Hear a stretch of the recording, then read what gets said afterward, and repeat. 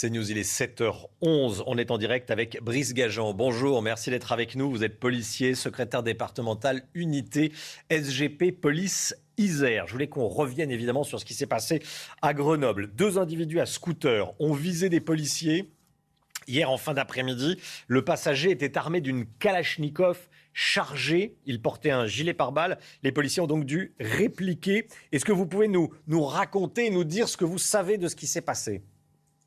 Bonjour. Écoutez, dans un premier temps, les collègues sont contactés par la radio pour se rendre sur le secteur, visiblement pour une rixe, sans plus de détails.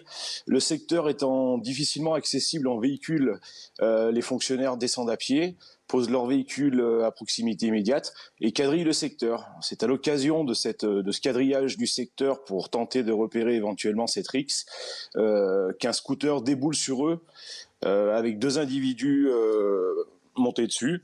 Le deuxième individu est porteur d'une arme automatique, en l'occurrence une Kalachnikov. Il pointe dans un premier temps, de ce que l'on sait, un fonctionnaire, puis rapidement franchit la rue qui le sépare de l'autre fonctionnaire, qui voit débouler ce scooter sur lui, qui à nouveau pointe le canon en direction du fonctionnaire, et le fonctionnaire a juste le temps de sortir son arme et de répliquer par 2 fois. Comment les policiers ont-ils vu que l'homme portait une arme longue qui s'est avérée être une Kalachnikov ? Ils ont pointé sur lui. C'est ça, dans un premier temps, ça va tellement vite. Oui. C'est un scooter de grosse cylindrée qui roulait à une vitesse quand même importante. Et au moment où les fonctionnaires voient le scooter débouler sur eux dans une structure immobilière un peu restreinte, donc ils sont clairement surpris. Et le deuxième individu manipule l'arme d'épaule et la pointe en direction des fonctionnaires. Ce qui est compliqué pour un policier dans un cas comme ça, c'est qu'il faut prendre une décision en quelques secondes en réalité. Effectivement, j'ai envie de vous dire que ça relève même plus d'une décision, c'est un réflexe de survie, tout bonnement et tout simplement. Et hier soir, 3 de mes collègues ont vu clairement l'âme de la bouche d'un canon en phase 2. Et je pense que c'est une situation très difficile à vivre pour eux. J'imagine. C'est effrayant de savoir que dans une ville comme Grenoble, des voyous se promènent en scooter avec des Kalachnikov. Écoutez, j'ai envie de vous dire, pour le kidam moyen, c'est effrayant.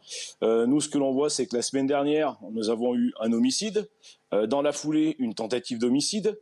Hier soir, ces 2 individus avec une arme de guerre, des individus porteurs de gilets pare-balles. Donc on ne peut pas dire qu'ils étaient en promenade, avec plusieurs chargeurs approvisionnés.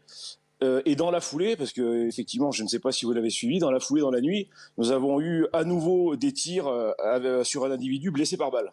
Donc voilà, on enchaîne.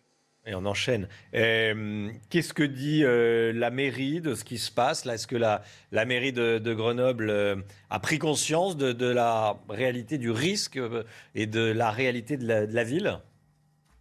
Alors ça, il faut poser la question au maire de Grenoble. Qu'est-ce que vous percevez, vous ? Vous êtes policier dans l'Isère, donc vous avez certainement une petite idée.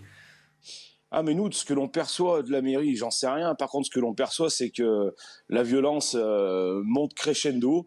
On n'hésite plus à tirer, on n'hésite plus à planter, parce que c'est une spécificité de Grenoble, les coups de couteau également.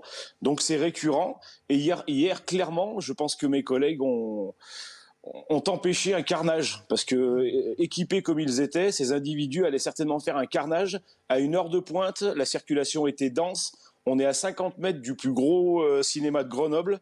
Il y a des restaurants, des parcs pour enfants. Il y avait du monde de partout. Clairement, on a évité un massacre.